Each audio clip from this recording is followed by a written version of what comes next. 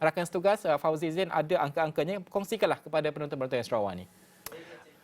Baik, terima kasih kepada Najib. Dan seperti apa yang dimaklumkan oleh SPR setakat jam 1 tengah hari tadi, peratusan keseluruhan bagi pengundi yang menunaikan tanggungjawab masing-masing pada PRN Melaka ke-15 ini, kalau ikutkan peratusan sehingga jam 1 tengah hari tadi, 43%. Tapi kalau saya nak buat perbandingan pada PRU ke-14 yang pada tahun 2018 lalu, peratusan keluar mengundi bagi keseluruhan ke-28 DUN di PRN Melaka ini, angka keseluruhan mengundi pada PRU ke-14 adalah 84.7%. Jadi kalau kita buat perbandingan yang saya sebutkan tadi, 43 nak ke 84% itu boleh kata hampir pada separuh lagi perjalanan kalau ikut lebih kurang ada 3 jam lagi menuju kepada tarikh ataupun waktu tutup bagi pusat mengundi. Baik. Seperti yang dimaklumkan beberapa hari lepas, SPR juga mensasarkan lebih kurang 70% bagi pengundi-pengundi di PRN Melaka ke-15 ini akan menunaikan tanggungjawab masing-masing.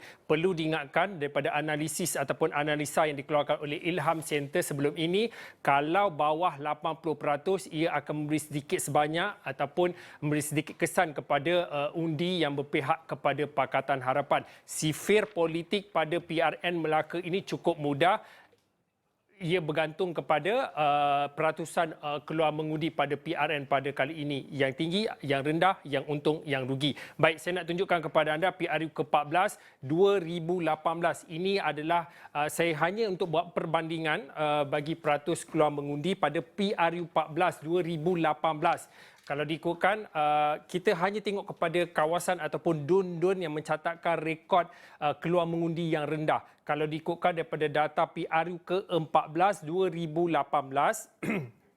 3 DUN yang saya maksudkan ialah N07 Gadik, N07 Gadik, kemudian N11 Sungai Udang dan juga N05 Tabuh Naning. Ketiga-tiga DUN yang mencatatkan peratusan keluar mengundi rendah ini, kalau diikutkan data yang saya kongsikan pada jam 1 tengah hari, ketiga DUN ini mencatatkan ataupun mempunyai majoriti lebih pada 50% pengundi Melayu.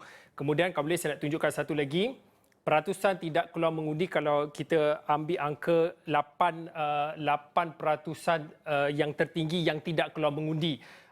Yang saya sebutkan tadi, N07 Gadik, kemudian kita juga melihat kepada N11 Sungai Udang. N11 Sungai Udang terletak di DUN kawasan ini adalah N11 Sungai Udang, kemudian yang mencatatkan peratus tidak keluar mengundi pada PRU ke-14 2018 adalah Tabuh Naning, Bandar Hilir walaupun berada di kawasan pertengah ataupun di tumpuan bandar, Pantai Kundur, Asahan, Air Limau dan juga Kota Laksmana. Mungkin pada waktu ini, kalau boleh saya nak tanyakan soalan kepada tetamu ataupun guest di studio, Dr. Taufik, bagaimana boleh kita menjangkakan menjelang lebih kurang daripada 3 jam menuju 5.30 petang ini, apakah jangkaan SPR 70% yang menjangkakan PRN Melaka bagi pengundi-pengundi akan keluar mengundi akan tercapai 70% ataupun berapa sebenarnya jangkaan daripada doktor sendiri melihat kepada situasi semasa pada ketika ini, dan kemudian mungkin boleh dikongsikan berdasarkan perbandingan kalau kita lihat pada PRU 14 2018 dan juga situasi semasa pada ketika ini, jam 1 tengah hari baru sahaja 43%. Kalau nak buat perbandingan pada PRU ke-14 2018 84%, separuh sahaja yang baru sahaja keluar kalau perbandingan itu. Jadi apa kesan kepada pola pengundian pada PRN Melaka ini? Kalau boleh saya nak tos balik, saya nak kembali balik diskusi bersama dengan Najib. Kalau boleh Najib tanyakanlah soalan-soalan ini kepada tetamu di studio, Dr. Taufik dan juga seorang lagi tetamu tadi di atas talian tadi.